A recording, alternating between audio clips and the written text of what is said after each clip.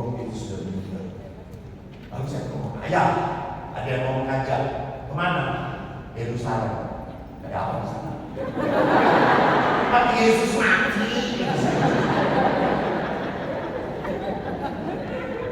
Terus ada punya duit, ada yang mau bayar semua, nanti ayah juga kasih waktu kan. Mau gak? Gak. Loh, orang itu mau pergi ke Yerusalem, ada yang bayar kok ayah gak mau. Saya gak mau kalau gak pergi dengan anak-anakku yang lain. Nah, Yesus bayarin semuanya. Kalau mau, kalau enggak mau ayah. Gak mau, enggak. Saya lebih baik sedang soal asal dengan anak-adik-adikmu. Ayah tidak mau pergi jarak jauh-jauh kalau cuma sendirian. Ayah lebih senang keluarga. Itu ayah. Karena keluarga berharga banget bagi ayah. Lihat betapa ayah memprioritaskan keluarga. Maka kemarin saya begitu sedih. Saya tugas di Kupang. Pada hari Kamis, Jumat, saya harus pulang Senin, baru beres Senin di Kupang. Sabtu, adik saya WA, Kak, ayah masuk ICU, drop, rupanya anak serangan. Wah, saya, oke. Saya ngomong pada panitia, bolehkah saya minta minggu pulang? Karena sudah selesai acara. Boleh dong, diatur, siap. Diatur, saya bisa minggu pulang. Saya ke Kupang, saya di bandara, saya telepon adik saya. Dek, ayah bagaimana? Makin drop, mas. Dan kumpul, kita video call. Saya video call, saya lihat di rumah sakit, dia ICU adik-adik saya. Dengan pasangannya, dengan anak-anaknya. Ayah sedang berbalik. Lalu saya bilang, ayah, saya berdoa ayah. Eko pulang hari ini, tunggu Eko. Karena ayah harus minta maaf pada harus minta maaf pada ayah. Lalu akhirnya saya berkata, tunggu saya mau pulang. Berkatin, saya naik pesawat di Jakarta, mendarat, saya dijemput sama supir. Tiba-tiba saya mengatakan, bro, mas, ayah makin drop, padahal sudah di ventilator. Ayah makin drop. Oke, kumpul lagi. Lalu kumpul lagi adik-adik saya lihat ayah. Saya tidak boleh egois. Akhirnya saya berdoa dan berkata, ayah, Eko maunya menemani ayah. Tapi kalau ayah tidak kuat, ya sudah, gak apa-apa. Ayah jalan aja, gak apa-apa. Kalau ayah sudah tidak kuat, jalan. Hanya Eko mau memberikan berkat terakhir yang untuk ayah. Lalu saya berkata, saya tutup telepon. 1 menit kemudian ayah meninggal. Saya tidak bersama ayah waktu ayah meninggal. Dan pada waktu saya sampai ICU, ayah sudah kampung. Saya memandikan ayah. Saya berkata, ayah, dulu ayah mandikan saya pakai air dingin. Sekarang pakai air hangat. Saya mandikan ayah. Dan saya menangis saat ayah saya meluk ayah tidak mau meluk saya. Peluk aku. Dia cuma diam. Ya. Hati-hati bahwa hidup perkawinan itu ada batas. Jangan sampai menyesal.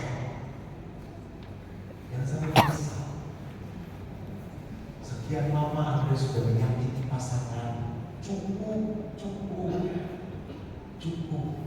Jangan-jangan ini malam terakhir.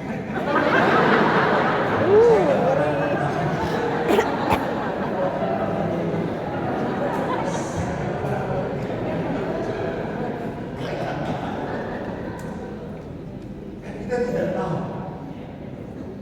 Saya pun ingin mengaturnya. Ayah ada. Saya melihat karena waktu semuanya, kita rosario. Ibu meninggal karena kita rosario. Senang banget kita, karena ibu paling suka rosario. Nah sekarang saya tidak bisa menemani ayah. Jadi lihat di sini, keluarga tetap harus prioritas. Walaupun saya imam, saya tetap punya waktu untuk telepon ayah. Saya tetap punya mengunjungi ibu. Waktu mereka masih hidup, saya tetap dulu ayah tidak pernah mentraktir saya. Sekarang setelah saya jadi romo, saya traktir sultan. Ayah makan. Oh, aku yang bergit. Punya. Dari mana kok? Ya nabung toh, kata saya. Jadi lihat di sini, prioritaskan. Ajak pasangan. Untuk apa? Bertemu dengan teman-teman saya. Kenalkan. Jangan ini teman kamu, ini teman aku. Udah, kita bebas. Nggak bisa. Suami harus tahu siapa teman-teman istri. Istri pun harus tahu siapa teman-teman suami. Supaya apa? Supaya mengerti. Supaya yang aman kita aman. Ketiga, bangun tapal batas adalah seni hidup berelasi. Maka kalau kita punya tapal batas, kita punya waktu dialog, kita merasa disayang, dihargai, dilindungi, dimengerti. Perkawinan menjadi anugerah. Maka saudara-saudari lihat, perkawinan itu bukan falling in love, walking in love. Kalau yang namanya walking itu jalannya sendiri-sendiri atau bersama-sama? Bersama-sama, walking in love, saling menyesuaikan. Saya kan kalau mau memberkati perkawinan, pasangannya tuh keluar dari mobil pegangan.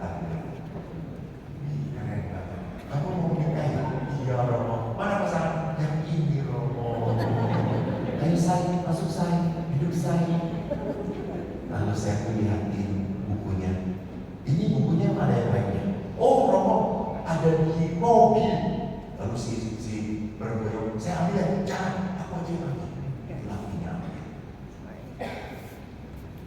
Terharu saya. Setelah mereka pergi, ada yang mau perayaan 25 tahun perkawinan. Keluar dari mobil, suaminya tinggi. Istrinya bilang,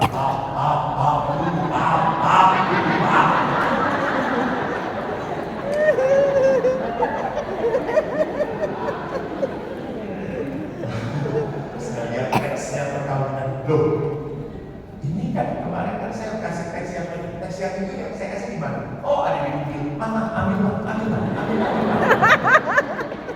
25 tahun perkawinan. Walking in love itu berarti apa? Berjalan bersama. Saya akhirnya kalau berjalan bersama harus saling menyesuaikan. Dan Goodman punya 5 bahasa kasih dalam perkawinan. Apa? Word of affirmation. Pujian.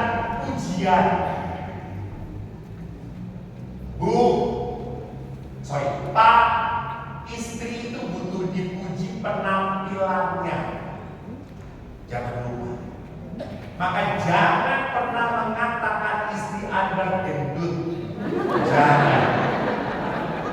Itu adalah apa? Luka batin.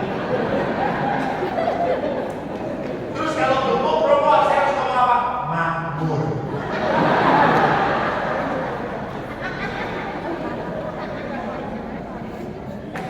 Kan pernah seorang suami, dia sayang sama istrinya. Dia mau tolongin dan hidup istri saya. Kenapa? Dia gemuk banget.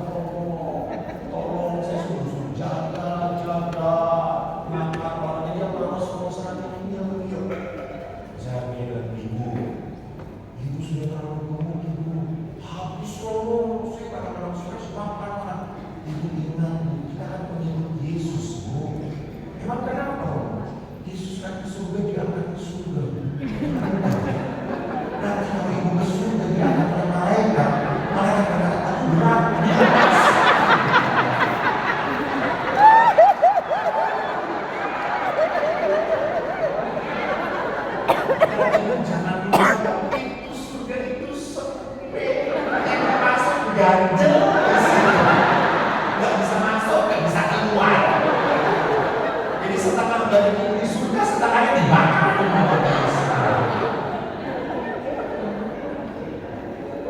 Jadi bapak-bapak jangan menghina pasangan tentang bentuk. Wanita itu berkaca, bermolek supaya dipuji. Lihat aja perempuan sudah diciptakan oleh Tuhan, rambut kita kuning-kuning. Saya kayak gini. Supaya kita bule.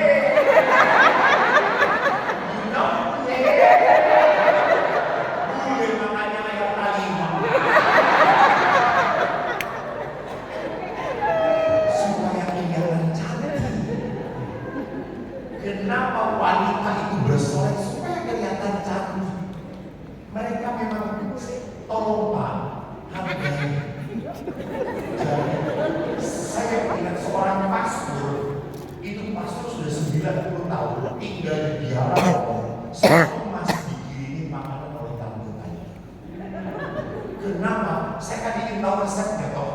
Saya aja pastor masih 56 tahun jarang dikirimin apa-apa. Kenapa ini masuk pas dikirim? Pastor ini pandai memuji. Pernah suatu saat ada telepon dari sahabat Romo, yang ada yang mau ketemu Romo, itu Romo Blender gede, yang terus saya kata Romo, ada yang mau ketemu, oh ya, dia mau kirim babi hong, enak kok, oke.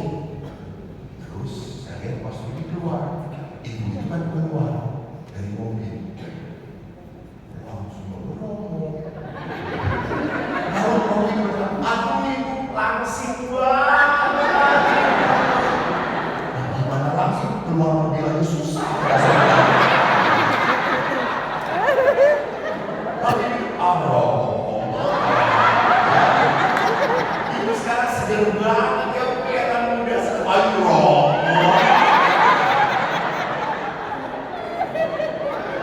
Ini Romo saya ngejalanin babinya. Terima kasih ya Bu. Dalam Romo udah saya pada ada kerjaan lagi. Makasih ya Bu, makasih ya Bu.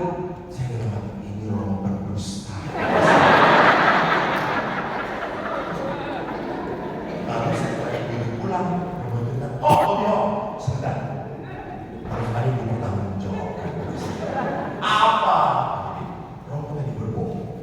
Kenapa Bu? Itu Romo berkata, ibu langsing sekali. Romo tahu masuk itu biar berbohong itu. Saya tidak berbohong. Kenapa dibilang sih? Saya waktu ngomong, saya lepas kacamata saya. Kacamatanya mau banget ya kamu. Jadi Pak, itu sedikit perempuan itu. Maka dalam perkawinan itu, kalau kamu pacaran orang muda, buka mata. Tetapi kalau sudah menikah, tutup sedikit. Jangan terlalu buka.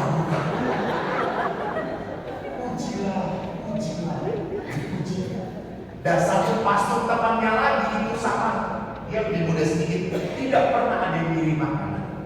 Saya tahu, pastor ini terlalu jujur. Pernah ada seorang ibu ngirim makanan untuk dia tuh pakai tank top, si ibunya. Dia kan mudanya banget. Lalu si pastor itu, aduh lucu sekali kok sabunnya cuma lubangnya satu.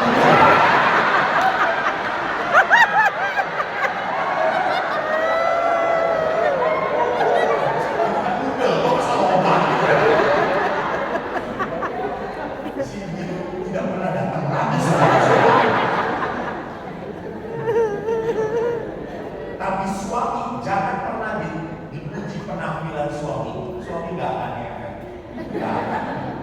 Suami ini ganteng aja.